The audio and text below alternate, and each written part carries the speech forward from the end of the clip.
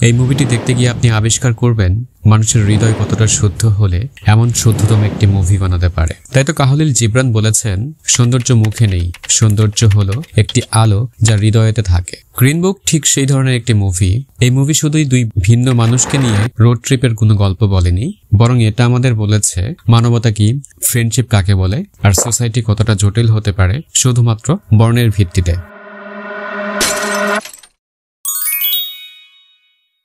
1962 সালের আমেরিকায় বর্ণ বৈষম্য ছিল ভয়াবহ রকমের। তখনকার সাউদার্ন ইউএস ছিল এমন একটি জায়গা যেখানে কালার্ড মানুষদের প্রতি ঘৃণা ছিল প্রকাশ্যে স্বীকৃত। এই প্রেক্ষাপটে শুরু হয় গ্রিন বুকের গল্প। একদিকে আছেন টনি লিপ, একজন ইটালিয়ান আমেরিকান সামান্য নাইট ক্লাব বাউন্সার, যিনি খুব ব্লান্ট, স্লাইটলি রেসিস্ট, কিন্তু ইনহেরেন্টলি একজন গুড হার্টেড মানুষ। অন্যদিকে আছেন ডক্টর ডন শেরলি, একজন world class black classical pianist, aristocratic in manner, colour and quiet. মুভিটির গল্প শুরু হয় যখন শেরলি একটি কনসার্ট ট্যুরে যেতে চান সাউদার্ন আমেরিকাতে, কিন্তু সেই রেসিস্ট অঞ্চলগুলোতে একজন কৃষ্ণাঙ্গ হিসেবে সেফলি চলাফেরা করার জন্য তিনি প্রয়োজন বোধ করেন একজন ড্রাইভার কাম বডিগার্ড, এবং অ্যাক্সিডেন্টালি এই দায়িত্ব পান টনি। তাদের এই ভ্রমণের সময় তারা ব্যবহার করে দ্য নেগ্রো মোটরিস্ট গ্রিন বুক, যেটি আফ্রিকান আমেরিকান মানুষদের জন্য নিরাপদ হোটেল ও রেস্তোরাঁর তালিকা দিত। এখান থেকেই মুভিটির নাম হয় গ্রিন বুক। ভিগো মর্টেনসেনের টনি চরিত্রে অভিনয় এতটাই অথেন্টিক যে আপনি ভুলে যাবেন এটা একজন অভিনেতার পারফরমেন্স। তিনি simultaneously hilarious, Floud and lovable. তার শরীরী ভাষা, উচ্চারণ, এমনকি খাওয়ার ধরন পর্যন্ত চরিত্রের সাথে মিশে গেছে। আর মাহেশালা আলী তো এক কথায় এক্সেপশনাল। তার ডায়লগ ডেলিভারি, চোখের এক্সপ্রেশন, ক্ষোভ আর ভদ্রতা মিলেমিশে এমন একটা সমীকরণ দাঁড়ায় যা সোজা গিয়ে আঘাত করে মনের গভীরে। তিনি ঠিক যেন দুঃখকে গ্লাভস পরে ধরেন, তবু ফিল করেন স্পষ্ট, তীক্ষ্ণ। তাদের দুজনের কেমিস্ট্রি এই মুভির প্রাণ। একেবারে দুই মেরুর মানুষ যারা ধীরে ধীরে একে অপরের জীবন পাল্টে দেয়। পিটার ফেরালি, যিনি মূলত কমেডি মুভি নির্মাণের জন্য পরিচিত, এই মুভির মাধ্যমে প্রমাণ করেছেন তিনি অনেক বেশি ভার্সেটাইল। তার পরিচালনায় কমেডি আছে, কিন্তু সেটি লাউড নয়, বরং subtle, character driven and emotionally grounded. যেখানে প্রয়োজন সেখানে তিনি মোমেন্টস অফ সাইলেন্স রেখে দিয়েছেন, যাতে চরিত্রগুলো নিজে নিজে কথা বলে। এটা এই মুভির একটি গুণ। ওভার এক্সপ্লেইনিং কিছু নেই। স্ক্রিন প্লে খুব ওয়েল স্ট্রাকচারেড। শুরু থেকে শেষ পর্যন্ত মুভিটি একটি স্মুথ আর্ক ধরে রাখে, কখনোই দর্শককে ডিসকানেক্ট করে না। এখানে হাসির মুহূর্ত যেমন আছে টনি যখন প্রথমবার ফ্রাইড চিকেন খেতে দেয় ডক্টর শেরলিকে, তেমনি আছে গভীর এবং পেইনফুল রিয়ালিটি। যেমন ডক্টর শেরলিকে কিভাবে মানুষেরা হোটেলের স্টেজে পারফর্ম করতে দেয়, কিন্তু সেই একই হোটেল তার ডায়ালগসগুলো witty, realistic and character reflective. Music plays a crucial role in this film. Doctor Shirley একজন পিয়ানিস্ট।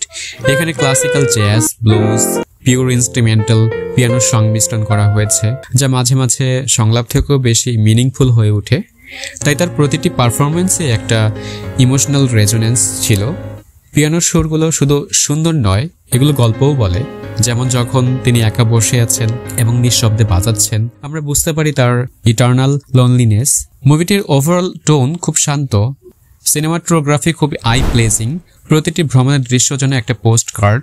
সাউথের শহরগুলোর ডিটেইলিং যেমন আছে, তেমনি আছে ক্যারেক্টার ফ্রেমিং এর দারুণ ব্যবহার। গ্রিন বুক মুভিতে একাধিক ডাইমেনশন উঠে এসেছে। মুভিটি যেমন রোড ট্রিপের অ্যাডভেঞ্চার, তেমনি আবার মানসিক পরিবর্তনের গল্প, সেই সাথে বর্ণবিদ্বেষের বিরুদ্ধে নীরব প্রতিবাদ। মুভিটি দেখায় কিভাবে মানুষকে গায়ের রঙের ভিত্তিতে জাজ করা হয়, কিভাবে শিক্ষা, রিফাইনমেন্ট কিংবা গ্লোবাল স্ট্যাটাস থাকা সত্ত্বেও একজন কালো মানুষকে নিচে চোখে দেখা হয়। ডন শেরলি এজন্য একটি পাওয়ারফুল লাইন বলেছিলেন।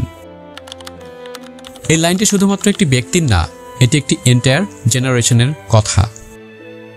টনি নিজে রেসিস্ট মন্তব্য করলেও ধীরে ধীরে সে শিখে ফেলে কিভাবে একজন মানুষকে মানুষ হিসেবে দেখতে হয়। This is what the films wants to teach us: empathy, understanding and the ability to change. তাই তো মুভিটি কখনোই প্রেসি বা জোর করে বার্তা দেওয়ার চেষ্টা করে না। ছোট ছোট মুহূর্ত, কনভারসেশন, চোখের ভাষা এসব দিয়ে বুঝিয়ে দেয় যে সোসাইটি কেমন ভাবে ভুলকে নিয়ম বানিয়ে নেয়। মুভিতে যে থিমগুলো উঠে এসেছে কিছু মনে রাখার মতো সংলাপ। এই সংলাপগুলো ক্যারেক্টার ডেভেলপমেন্টের জন্য শুধুই গুরুত্বপূর্ণ নয়, দর্শকের মনে গভীর ছাপ ফেলে।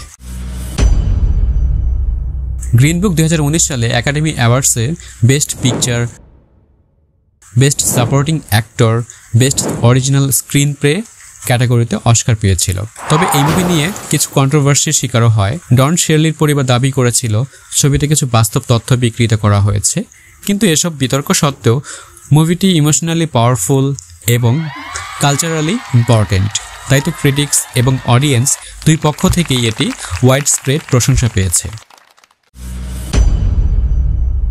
গ্রিন বুক একটি সিম্পল স্টোরি কিন্তু পাওয়ারফুল এক্সিকিউশন।